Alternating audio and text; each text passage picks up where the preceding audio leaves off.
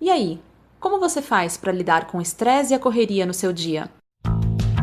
Eu sou Mariana Ferrari. Eu sou o Thiago Liberal. E esse é o Provox, o podcast para você provocar sua mente e levar a vida de um jeito mais leve. A cada episódio, vamos falar sobre nossa busca por autoconhecimento e espiritualidade e conversar com quem já está nesse caminho. Então respira, não pira e vem com a gente.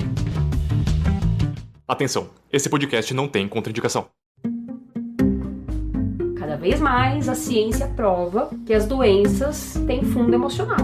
É porque assim, é muito mais fácil você culpar o outro. Porque quando você culpa o outro, você tira a sua responsabilidade de olhar pra você.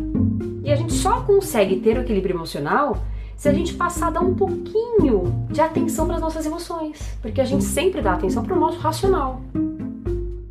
Oi, seja muito bem-vindo ao segundo episódio do Provox. Você que quer provocar um pouquinho a sua mente hoje, ouvindo a gente nesse novo episódio do podcast.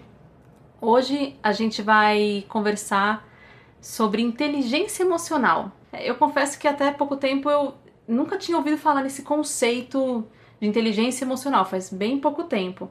E aí, pesquisando um pouco mais, antes da gente chamar a nossa queridíssima convidada, a gente deu uma lida, uma estudada e, assim, de forma resumida, ela vai explicar um pouquinho mais para vocês.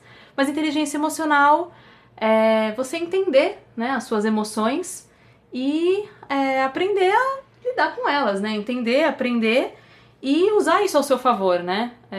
Não deixar que essas emoções te travem, te impeçam de agir ou que te façam agir de uma forma de um piloto automático nem sempre bom. Para isso, a gente está aqui hoje com a Fabiola Figueiredo. Ela é especialista em inteligência emocional, analista corporal e comportamental e hipnoterapeuta. Mas antes de ela entrar na seara, né, do conhecimento sobre o ser humano, da inteligência emocional, eu queria, Fabiola, primeiramente, muito feliz de estar aqui com você hoje e que você contasse um pouco, né, do seu histórico profissional até chegar a esse trabalho que você está fazendo hoje, porque são quase 2 décadas de jornalismo policial, é isso mesmo? Como é que você foi parar em inteligência emocional? Conta pra gente um pouco dessa história, por favor. Olá, Provox, eu adorei esse nome, gente. Oba! Lindo Valeu, demais, valeu. lindo demais. Uma coisa de provocar, de proatividade é o que me vem à cabeça.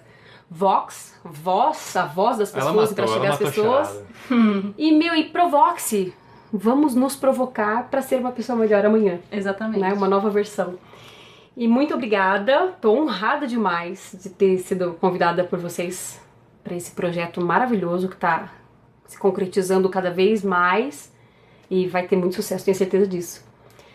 Bom, 20 anos de jornalismo, praticamente toda a totalidade disso voltado para o jornalismo policial. É muita emoção, né, gente? Convenhamos que é emoção hard, pesada, todos os dias. E, né, hoje, fazendo aí um retrocesso, eu entendo que eu sempre questionei as emoções, as reações emocionais das pessoas. E vale ressaltar que no jornalismo policial, trabalhando na rua, né, em loco, eu lidava com o nível hard mesmo, o nível máximo das explosões das emoções das pessoas. Eram situações de crimes, de perdas, então imagina.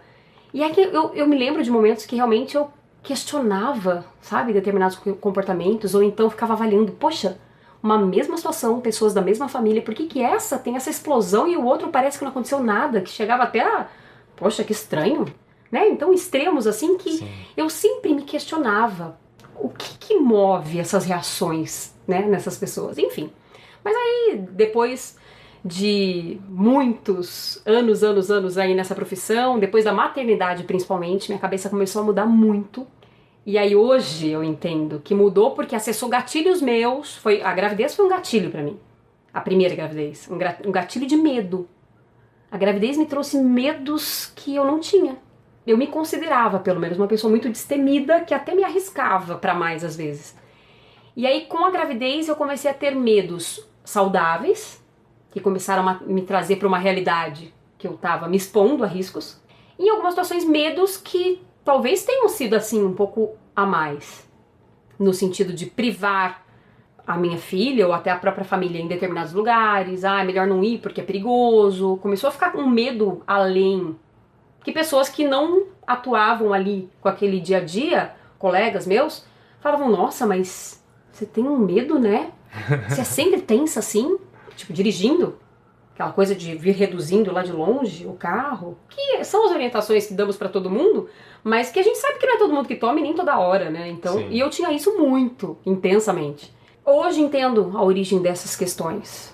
Muita coisa eu ainda não entendo, porque tem uma frase que é do Rodrigo Fonseca, que é o presidente da Sociedade Brasileira de Inteligência Emocional, que é: o treinamento emocional nunca acaba.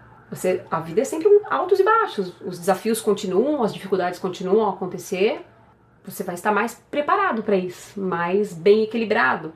Mas, vez ou outra, um novo gatilho pode acontecer, disparar alguma outra dor que talvez você não tivesse tido acesso ainda. Nós somos uma cebola. Eu brinco dizendo que somos uma grande cebola com muitas camadas. Então eu comecei a tirar algumas cascas, né? Partindo para outro caminho. Depois que eu saí da TV, tirei um ano sabático para me reencontrar. E foi aí que, trabalhando ali, fazendo uns freelas, né? Eu fazia freela de media training, pra quem não sabe, é treinar pessoas pra falar diante das câmeras, gravar entrevistas, gravar vídeos. E eu peguei pessoas que tinham um conhecimento e que travavam de uma forma muito profunda diante da câmera. E ali eu falei, tem alguma coisa emocional nisso. É um bloqueio muito profundo, não é simplesmente uma vergonhinha, não é um não estar familiarizado com a câmera. Era muito profundo. E aí eu fui buscar algo que me ajudasse a destravar possíveis clientes assim. Só que quando eu tive o primeiro contato, aquilo fez tanto sentido pra mim, que eu só me perguntava por que isso não é ensinado nas escolas. O que a gente aprende com os nossos pais? E não aqui querendo dizer que pais são cruéis, porque afinal eu sou mãe hoje também. Mas o que a gente aprende com os nossos pais? Ah, a criança chora à noite, eu tô com medo, teve um pesadelo. Cara, a gente aprende que choro, que medo é de gente fraca. Tipo, engole choro e volta a dormir. Que frescura, que bobagem, era só um sonho. E assim vai, isso vai sendo repetido na nossa cabeça.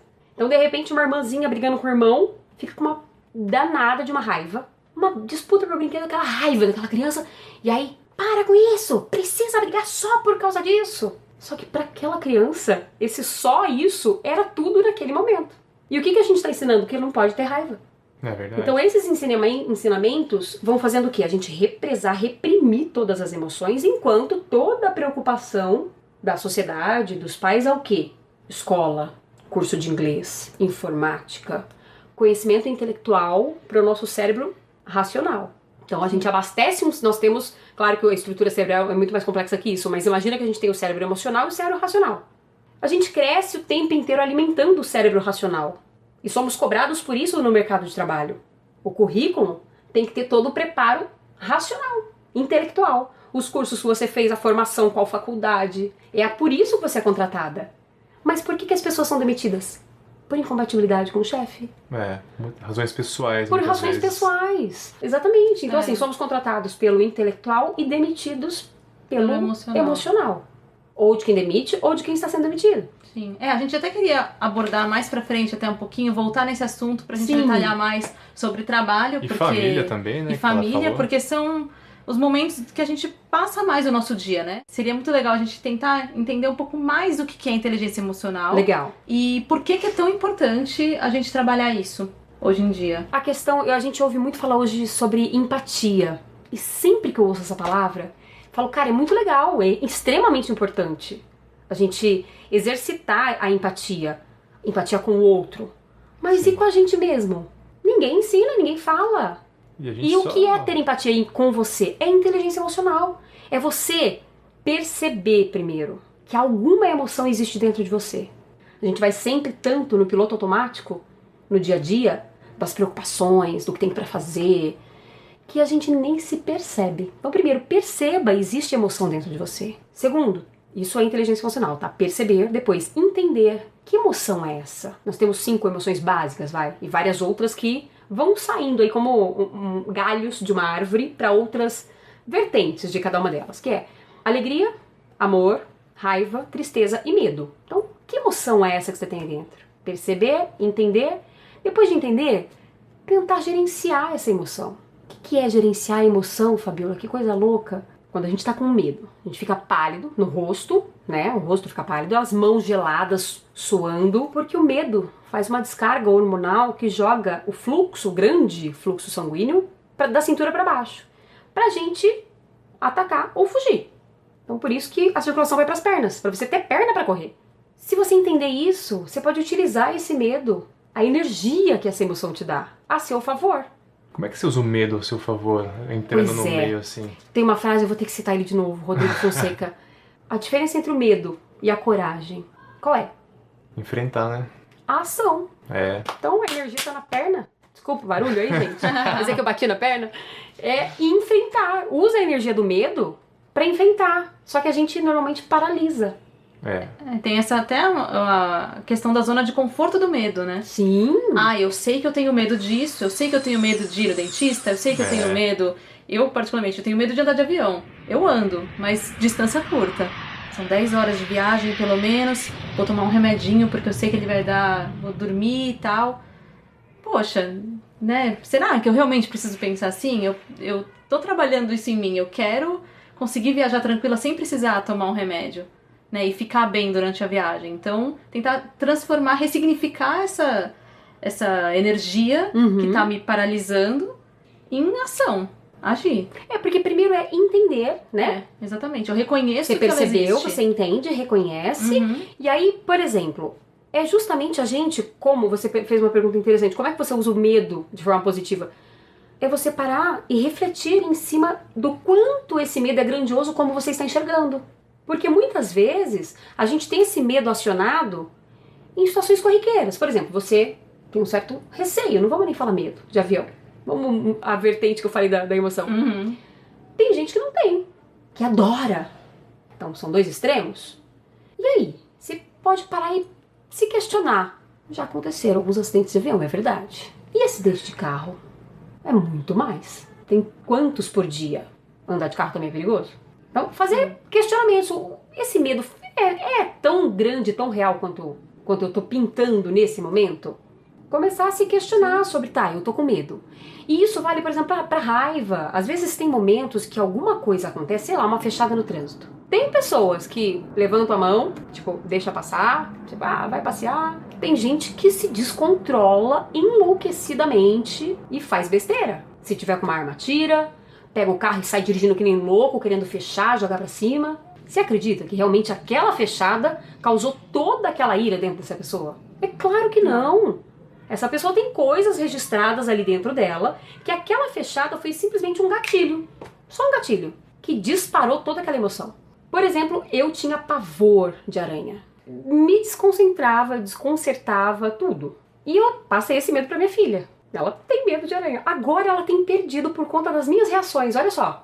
E aí, enfim, esse pavor de aranha, num processo de hipnoterapia, agora entrando um pouquinho aí, sem querer fugir, mas já fugindo, eu fui buscar a origem desse medo. Agora, aranha, qualquer aranhinha dessas de jardim, sabe aquelas marronzinhas pequenininhas? Pavor, descompensada, uma coisa louca. Quem tem medo de algum bicho sabe o que é isso. Imagina aquela bela tarântula, né? Pois é, essa era a origem praticamente do meu medo, já vou te contar. E aí, você pensa, essa aranha, ela oferece esse perigo todo pra mim? Claro que não. Pra eu ficar daquele jeito. Gente, o que é uma aranhinha ali de, sei lá, meio centímetro? Menos, às vezes, perto de um ser humano. É refletir sobre o medo, não faz sentido aquele medo. E aí eu sabia que a origem, eu achava, corrigindo aqui, que a origem desse medo era quando eu tinha uns 2 anos que eu morava no sítio, lá no interior de São Paulo. E eu tem uns flashes daquela cena, que eu dormia no berço, e uma aranha, daquelas caranguejeiras enormes, sítio, imagina. Pra mim era um monstro aquilo, né? Um bebê. E eu me lembro que eu comecei a chorar, gritar. E o meu irmão correu e tentando me tirar do berço, acabou arrastando o berço junto comigo, que eu não conseguia me tirar. A aranha caiu no chão. E eu não sei até onde é real essa memória. Mas eu tinha a impressão de que eu lembrava até daquele barulho. Então assim, pra mim qualquer aranhinha era aquele monstro que ia me atacar. E aí depois de ter passado pelo processo de hipnoterapia, eu voltei pra essa origem que era consciente. Foi feito o trabalho do hipnoterapeuta de ressignificar aquele medo e eu continuei com as reações, então ele buscou uma causa anterior a essa de 2 anos. E eu voltei para o momento do parto, para o útero da minha mãe, o momento que eu estava nascendo.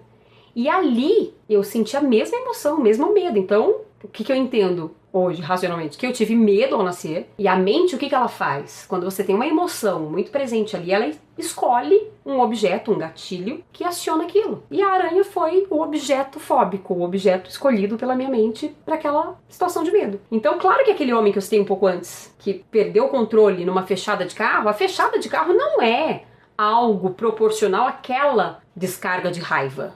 Então é muito mais profundo. E isso é se perceber. Então, de repente, uma pessoa, eu, você, Mariana, que no dia a dia percebe que teve uma reação ali um pouco acima do padrão, olha pra você, se pergunta: nossa, por que isso mexeu tanto comigo? Ou por que essa pessoa mexeu tanto comigo? Por que essa situação me deixou assim, me fez perder o controle? Isso já é começar a buscar um pouquinho do seu autoconhecimento, é se conectar com você mesma, sabe? O tempo inteiro a gente precisa ter esse equilíbrio emocional. E a gente só consegue ter o equilíbrio emocional se a gente passar a dar um pouquinho de atenção para as nossas emoções. Porque a gente sempre dá atenção para o nosso racional. Tem aquele, eu não sei se é um ditado que fala, né, mas que fala que a gente tem 2 lobos, né? O lobo mau e o lobo bom. Qual dos dois vence? E a qual a gente alimenta mais. Muitas vezes a gente fica alimentando, né, aquela sensação de raiva, porque de alguma maneira parece que às vezes a gente se vicia nisso, até o ponto de passar a acreditar que a gente é dessa maneira. Falei no primeiro episódio que eu ficava muito raivoso, cheguei a jogar controle no chão. A Má lembra também de episódios em jogos do Palmeiras também, que eu ficava muito nervoso. Nossa. Quando o Palmeiras tomava gol, coisas assim que eu interpretava, sempre acreditei que esse era eu. Não vou mudar, eu sou assim. Às vezes eu tinha alguma reação, nada a ver com o jogo de futebol, alguma reação nervosa, aí a Mari vinha: não, tá tudo bem. E às vezes eu falava: deixa eu ficar puto, eu quero ficar puto. E aí você descobriu que não é assim, né? Descobri que não precisa ser assim. E descobriu que você não é essencialmente assim, né? Exatamente. Eu super te entendo, porque eu tinha essas explosões também. Eu já tive uma explosão no trânsito semelhante a essa que eu comentei. Completamente desproporcional. E muitas vezes, assim, a nossa mente, ela é extremamente, o nosso cérebro, a nossa mente é uma máquina absurdamente inteligente que tem uma função básica, que é proteção. Então ela usa de muitas artimanhas para proteger. Inclusive, mostrar alguém que a gente não é, ou seja, aquele Thiago agressivo, digamos que é uma máscara que a sua mente criou daquela agressividade toda para esconder algo que tinha por baixo daquilo. Então era melhor se mostrar agressivo do que revelar uma sombra de talvez uma insegurança. Uma fragilidade. No meu caso foi isso. Eu entendi que a agressividade que eu tinha, a interpretação que eu tinha de mim mesma como uma pessoa extremamente forte, sabe? Que não precisava de nada nem de ninguém, era para esconder uma grande, quase que eu falei um palavrão, uma grande de uma insegurança. Então, assim, é isso. A gente tem isso entrando já na parte da consciência sistêmica. Vou citar aqui o Dr. Fernando Freitas, um mestre incrível nessa área. A gente tem o self, que somos quem somos realmente lá embaixo. A gente tem uma camada de sombras e a gente tem a camada de máscaras. Porque a gente vai apresentando a máscara como a gente quer que o outro nos veja. E aí, é como você disse, a gente acaba acreditando que nós somos essa máscara. De tanto que você pratica e expõe essa máscara, a gente acredita que a gente é aquilo. Eu achei interessante falar camada de máscaras, no plural, né? Sim. Porque se fosse uma máscara só, ia ser bem mais tranquilo, né? Nossa senhora. Eu digo que aqui eu tirei algumas máscaras, mas quantas mais será que tem pra tirar ainda? Não sei, mas vamos tirando. Falar um pouco também sobre inteligência emocional no trabalho, né? Você que tá ouvindo a gente, às vezes pode estar indo trabalhar, ou no trânsito, como a Fabíola comentou aqui, né? Escapando de uma fechada, ou no metrô ali. O empurra-empurra. O empurra-empurra. Desde o trajeto, né, a gente já está vivenciando um estresse para chegar até o trabalho, já chega nervoso ali, não quer nem dar bom dia ou boa tarde, boa noite, enfim, já chega ali querendo na voadora. Você começou a falar e eu lembrei de outra coisa, você tem todo esse trajeto até você chegar ao trabalho, né, e todas essas questões para você lidar, e aí você chega no trabalho e aí tem um outro lado, né, e você tem a pressão do seu chefe, você tem a pressão do cliente, você tem a pressão de bater meta, você tem a sua pressão que você coloca em você, exato, né? Por rendimento, que às vezes ninguém tá te cobrando, mas você quer ser o melhor funcionário da equipe, você quer ser o melhor naquilo que você faz. Perfeito, né? Uma perfeição que não existe, é mais uma máscara que você tá colocando, né? Exatamente. Como que a gente usa a inteligência emocional pra lidar com isso? Uma coisa que eu já devia ter citado, mas vou citar aqui, antes de entrar nessa parte, que é o seguinte, são os pilares da inteligência emocional. Para mim, o primordial, o mais forte deles é a autorresponsabilidade. E o que é autorresponsabilidade? É entender que absolutamente tudo que acontece com a gente é 50% seu. Então, uma situação hipotética. Você vai, faz um negócio com uma pessoa que você, de repente, não conhece muito e o cara te dá um golpe. Você vai xingar o cara de tudo quanto é nome, de pilantra, de sei lá o quê. A responsabilidade foi só dele? Quem que confiou nele? Quem que talvez não tenha se cercado ali das pesquisas necessárias ali para ver se que ele era uma pessoa certa para você acreditar? Tem a nossa responsabilidade. Tudo. Um problema na empresa, entre colegas de trabalho, os dois têm a responsabilidade. Não é o que te acontece, é como você reage àquilo. Então a sua reação interfere na minha interpretação e eu vou reagir em cima do que você reagiu e vai crescendo. Então, autorresponsabilidade é tudo. Tudo que acontece com você tem 50% de responsabilidade sua. E isso, de verdade, entendam isso.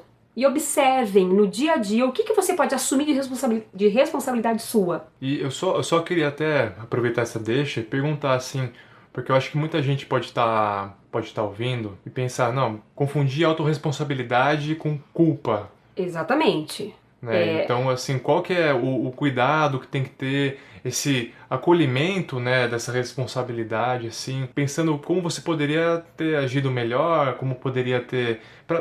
mais na questão do aprendizado, né, do que na culpa, né? Mas queria ouvir de você, claro. É porque, assim, é muito mais fácil você culpar o outro. Porque quando você culpa o outro, você tira a sua responsabilidade de olhar pra você. Eu não assumo, e é muito cômodo, muito confortável não assumir a própria responsabilidade. Tudo isso que a gente tá falando é aprendizado da infância. A gente tem aí uma fase considerada, todas as áreas que estudam aí a psique, né? Psicologia, psicanálise, hipnose, qualquer área da parte da neurociência, entende que a fase da gestação, até por volta dos 5, 6 anos, é conhecida como uma fase de molde. É quando mente e corpo estão sendo moldados. E moldados com base em quê? Só na genética? Não. Cada vez mais a ciência prova que muito mais do que a genética tem a interferência do meio em cima daquela genética e que vai moldando. Com base em quê? Nas interpretações daquele ser, daquele bebê, daquela criança. Então, o que ele interpreta e o que é essa interpretação? É interpretação de dor, interpretação de traumas. E vale só um adendinho aqui, hein? Eu já caí na cilada de achar que eu não tinha trauma de infância. Sabe, minha infância foi tão tranquila. Tem, assim, grandes traumas. Tem traumas diferentes em intensidade e em frequência também. Às vezes um trauma pequeno, repetidas vezes, te causa uma dor muito maior do que um trauma com uma grande intensidade num dia só. Tudo na vida é interpretação. Algo que aconteça numa família com 4 irmãos, se você conversar individualmente com cada um deles sobre aquele fato, vai parecer que tá falando de pessoas, de famílias diferentes, de pais diferentes. Porque é interpretação. Interpretação com base em todos esses referenciais que a gente vai adquirindo desde o útero. O bebê já absorve muita informação do estado emocional da mãe, das reações dela, o que ela coloca pra dentro de comida é informação, o que ela sente no dia a dia, tudo é informação. Quando a gente fala de grande trauma, o que a gente já pensa? Violência, né? Acidente, trauma físico, uma agressão, um acidente, abuso sexual, uma perda repentina, né, de alguma pessoa muito próxima daquela criança. São traumas realmente muito grandes. Sim. Mas quando eu digo pequenos traumas, eu não gosto nem de usar esse termo, mas é só pra diferenciar, porque pra mim trauma é trauma. Então, por exemplo, uma criança, imagina a situação também. Uma criança, sei lá, vamos colocar aqui por volta de 4 anos. Essa criança sempre vai visitar os parentes, sei lá, de final de semana, uma vez por mês. E tem um tio chato, sabe aquele tio chato que vai e pumba, tapa na cabeça do moleque? E o moleque se sente extremamente agredido com aquele tapa na cabeça. Não é agradável pra ele, mas o tio acha super legal. E tem outros parentes que dão risada e volta. 2 finais de semana depois, a mãe e o pai, vamos lá pra casa do tio. O moleque não quer ir, mas ele tem autonomia pra falar, eu não vou ficar em casa sozinho, vão vocês? Não tem. Ele é o quê? Exposto novamente àquela situação. Chega lá, pumba na cabeça. E aí o moleque cada vez vai se sentindo mais agredido e ao mesmo tempo mais impotente. Porque ele não pode fazer nada. Quem poderia fazer por ele? Os adultos. Perceberem que aquilo tá machucando o menino e impor limite. Ô tio, você já percebeu que ele não gosta? Posso pedir uma gentileza? Não faz mais. Numa boa. Só que às vezes, pra não machucar, não causar um mal-estar na família, o que os adultos fazem? Releva, finge que não vê. E às vezes pior, até fala pra criança, filho, não liga não, a gente vai lá só de vez em quando mesmo. E o que aquela criança entende? Que ela tem que entender o outro. E ninguém tem que entender ela, né? Ninguém entende ela e ela tem que fazer o quê com o que ela tá sentindo? Então, imagina isso repetido. Uma vez por mês. Vai lá na casa do tio, sempre tá pé na cabeça, a mãe e o pai não faz nada. Porque também não aprendeu a fazer. Eu não tô colocando aqui esses pais como... vilões, claro. Exatamente. Talvez são pais que também passaram por situações assim e que, na dinâmica da família, isso é uma coisa normal. Que falam até, não, superei também, não é nada demais. Aquela coisa que falam hoje, eu sofri bullying e tô vivo até hoje. No meu tempo não era assim. Não, no meu tempo nem chamava bullying. Imagina, eu fizeram comigo e eu tô vivo. Tá vivo, mas o que você tem aí dentro guardado embaixo dessas cascas, hein? É a mesma coisa com a depressão, né? Antigamente não tinha depressão, ninguém falava sobre isso. É frescura. Muita gente pensa nisso, né? Sim, então sim. É muito dessa coisa de você entender, acolher realmente o que tá acontecendo. Não importa a idade, não importa se você é um adulto, não importa se você é uma criança. Né? A gente até queria também abordar, aproveitar já que a gente tá falando de criança, né? A gente também queria entender como que você usa, né, a inteligência emocional, e não usa no sentido de, nossa, é uma estratégia, mas né, no dia a dia, claro. Né, como é que funciona? Olha, eu sempre me questiono, meu Deus, que pena que eu não conhecia tudo isso antes da maternidade. O bebê, no útero, ele absorve as emoções da mãe. De que forma que ele interpreta? Ele só sabe que tem um útero, que ele não sabe que é útero, né? Uma paredezinha em volta dele. E que essa parede reage de acordo com a reação dele. Então, entenda, é o meio interferindo naquele bebê. Lembra que eu te falei do medo? Que joga a circulação sanguínea para baixo? O que acontece com a gestante? A gestante, toda a circulação, o fluxo, leva todos os nutrientes ali pro bebê. Então, o útero fica quentinho, confortável quando a mãe tá bem. Alterações emocionais da mãe alteram tudo dentro do corpo dela. A química corporal, o fluxo sanguíneo. E aquele útero, que quando a mãe tá bem, tá quentinho, confortável, de repente fica duro, o útero contrai, fica mais apertado e fica até menos quente. Então fica extremamente desconfortável. Aquele bebê interpreta o quê? Esse lugar não me quer. Tem aí uma primeira ferida da rejeição. Tem como evitar que uma mãe grávida, uma mulher grávida, não sinta medo na gravidez? Não tem como. É medo da condição financeira, é medo do relacionamento com o marido não dar certo. Então, assim, voltando ao que você me perguntou, primeiro de tudo, eu comecei a respeitar as emoções dos meus filhos. Então, algo que antes, eu, no começo com a minha filha mais velha, que infelizmente a inteligência emocional chegou pra mim depois do nascimento dela, teve momento que eu falei pra ela, nossa, mas pra que tudo isso? Perdeu o brinquedo, a gente compra outro. E ela falava, mãe, mas eu quero essa boneca, porque ela vai ficar triste sem mim. A percepção do adulto, filha, é só uma boneca, a gente vai na loja comprar outra. Mãe, mas é a minha Ariel. Ela vai ficar triste sem mim, ela vai ficar perdida. Olha só como a criança enxerga. Cria um universo em torno daquilo, né? Ela já tava pensando nos sentimentos da boneca. Sim. E pra mim, prático. Pega a outra, acabou, põe no lugar. É diferente. Se chegar pra sua filha e acolher, filha, você tem toda a razão de estar triste. Eu também estaria triste no seu lugar. Você quer chorar? Pode chorar. Uma criança simplesmente fala pra ela, filha, por favor, para de chorar. Que frescura. Perdoa a boneca. Você tem tanta boneca no guarda-roupa. Olha essa reação. Ou eu virar pra minha filha, filha, vem cá, abraço minha filha. Eu sei que você tá triste, filha. Sua boneca preferida, você tem toda a razão. Faz um carinho. Me diz, qual que é a percepção dessas duas situações, cenas que eu escrevi pra vocês? Rejeição e acolhimento, né? Eu tô quase te abraçando. Entende? Sim, com certeza. Então, assim, acho que é o que eu faço mais, deixa chorar, tá? Eu falo, filha, você tá com raiva? Você tem motivo pra tá raiva. Porque o irmão tá irritando, porque o irmão quer mudar a televisão. Você tem motivo pra tá raiva. É a vez dele assistir. Você tá com raiva que você perdeu agora, acabou seu tempo. Você pode ter raiva, tá tudo bem. É não reprimir as emoções das crianças. Isso é primordial. E você não deixou de falar não pra ela. Exatamente. Ela não teve o tempo de televisão dela. Exatamente. Mas é uma outra forma de você explicar isso pra ela.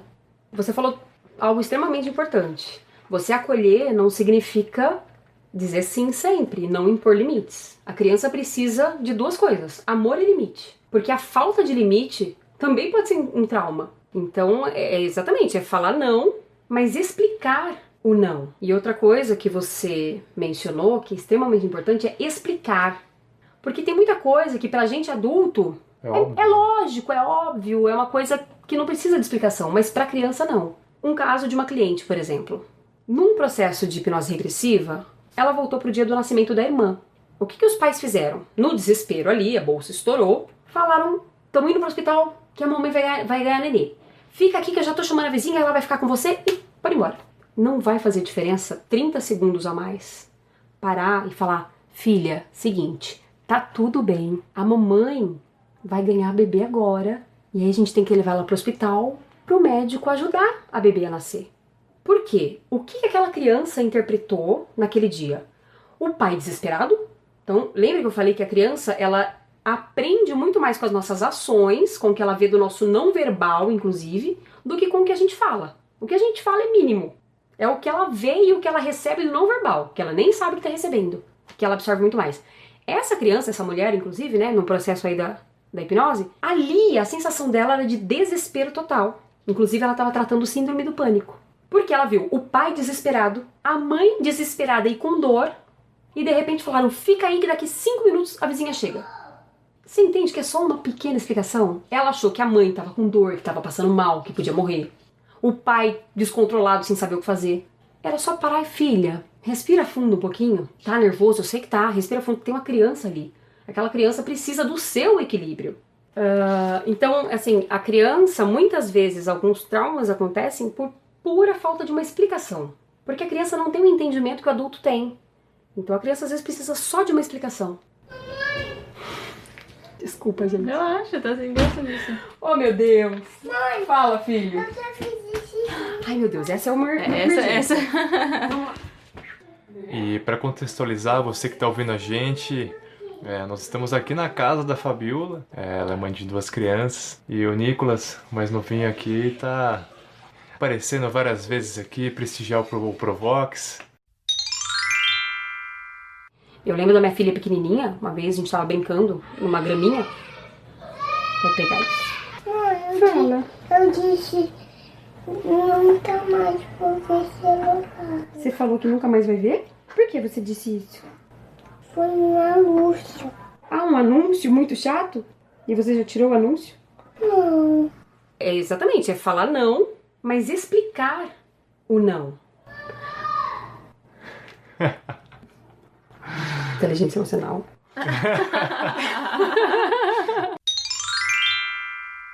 A gente foi interrompida aqui várias vezes, né, pelo meu filho. E talvez vocês perguntem, Fabiola, mas você nunca perde o controle? Claro que sim. E aí, o que cabe fazer? Para e volta pra dentro de você. Sua atenção. Perguntando, por que isso me tirou do controle? Vai olhando pra você. Gente, a gente olha pra fora o tempo inteiro. Tem gente que pensa, eu vou desenvolver minha inteligência emocional e aí, uau, vida zen. Equilíbrio total. Tô sempre ali, ó. Num flow linear, tranquila, serena. Engano. E ainda bem, porque, ó, lembra quando você, monitoramento cardíaco no hospital? Pip, pip, pip, pip, pip. Fica aquela, né, o sobe e desce da linha. O que acontece quando fica linear? Você morre. Já era. Já era, meu. Passou dessa. Então, é altos e baixos a vida. Então, mesmo que você tenha inteligência emocional, às vezes acontece, o cliente faz todo o processo de inteligência emocional, tal, fica todo feliz, e aí passa, tipo, uns 2, 3 meses, acontece alguma coisa, me liga. Poxa, Fabiola, cara, eu tô tão mal porque me aconteceu isso, aquilo. E aí ela começa a contar a dinâmica, eu falo, parabéns, que máximo. Ela fala, você tá louca? Como assim? Tô te ligando pra contar isso, que eu tô super mal, que eu tô triste. E aí eu mostro pra ela o quanto ela utilizou da autopercepção. Falei, olha isso, você já percebeu que você tá assim, você já me disse por que você ficou assim, a intensidade que você demonstrou, o que você fez ao perceber que estava assim. Então, vão continuar acontecendo dificuldades, desafios, tristeza, raiva, medo, todas as emoções a gente vai continuar sentindo todos os dias. Só que se você sabe, pelo menos já de alguns gatilhos que te disparam, você pode evitar esses gatilhos. E se você entende a sua autorresponsabilidade em cima de tudo, você já também consegue deixar de fazer certas coisas que você sabe que acarretavam tais resultados. Os conflitos, as situações vão continuar acontecendo, mas algumas ou muitas você vai tirar da reta. E também é um pouco de você aprender a enxergar a sua evolução nesse processo. Sim. Né? Aprender a enxergar que não é assim, passei com a consulta com você, então a partir de agora, qualquer situação que gera um conflito interno, eu vou saber resolver imediatamente. Pá, lembrei da Fabiola, apertei o botão, resolvi. Fórmula, receita do bolo, fórmula mágica? Perfeito. Não. É um processo, como você falou, né? Tem altos e baixos. Às vezes a gente vai conseguir resolver e ficar tudo bem. ou não, né? Então é aprender a entender isso e saber quando pedir ajuda também. Exatamente. E nisso que você falou, por exemplo, no caso dessa cliente, o que é essa situação dela, me ligar, colocando tudo no negativo, poderia me mostrar e poderia mostrar pra ela? A falta da autoaprovação. Ela não se aprovou. O quanto ela teve de evolução, de percepção, o quanto ela colocou em prática tudo que ela veio exercitando e aprendendo. Então, tudo que acontece tem alguma mensagem pra gente. É a gente começar a se questionar que mensagem é essa. Você teve uma explosão de raiva? O que aconteceu logo antes dessa explosão de raiva? Anota. Tô em casa, de repente me bateu uma angústia, me bateu um negócio. Poxa, tô em casa sozinha, não aconteceu nada.